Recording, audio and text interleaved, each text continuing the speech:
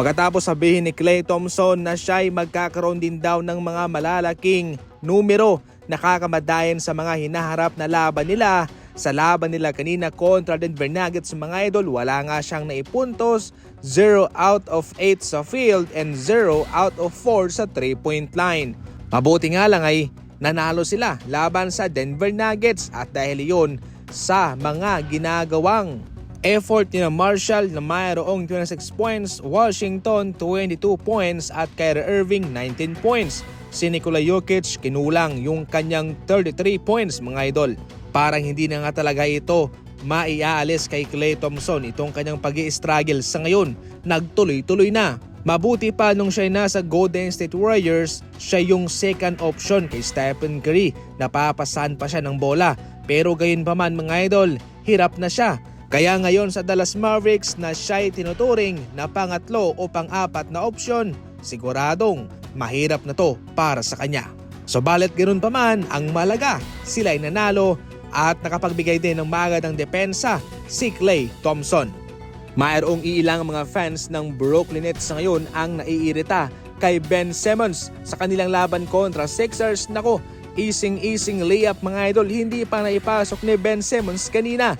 Kaya mayroong ilang mga fans ng Brooklyn Nets ang kumall out kay Ben Simmons na parang hindi na siya marunong maglaro mga idol. Natalo nga sila kanina at dahil din yun sa pangunguna ni Jared McCain. Ngayon mga idol sa Sixers, itong si McCain ang consistent naman na laro. Kumakamada siya ng malaking numero sa mga nakarang laban nila. Mayroon naman sanang pagkakataon sana ang Brooklyn Nets na matalo pa itong Sixers pero kinulang sila. Aba, para sa Nets, Johnson 37 points, 9 3-pointers at si Thomas 18 points. Eto na ang huling taon ni Ben Simmons sa kanyang kontrata. Sumasahod pa siya ng $40 million. Grabe. Nako, legit nga itong si Andrew Wiggins ngayon.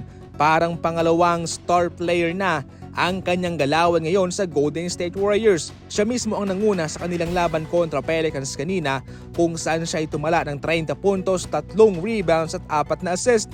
Si Stephen Curry 19 points at si Green 11 points. Sa kabila si Murphy 24 points, si Robinson Earl 19 points at Ingram 18 points. Walang ganong kontribusyon galing sa mga manlalaro ng Pelicans. Gayunpaman ay naging solido itong laruan ni Andrew Wiggins na ayon sa mga usap-usapan sa ngayon ay yung kanyang galawan mala pangalawang star player na. Siyempre hindi na bago yan para kay Andrew Wiggins dahil nung siya ay nasa Minnesota, franchise player siya. Siya ang main man, siya ang bida doon bago siya napunta sa Golden State Warriors. Mayroong mga factor kung bakit gumagaling si Andrew Wiggins ngayon at parang nanunumbalik yung 2022 Andrew Wiggins. Unang-una, ayon mismo sa kanya, marami siyang panahon para magsanay, para mag-improve pa ang kanyang sarili. Pangalawa, yung pagpanaw ng kanyang ama.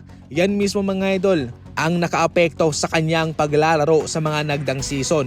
Pero ngayon, alam mismo ni Andrew Wiggins na nasa magandang kalagayan na ang kanyang ama kung saan ito'y nagpapahinga na.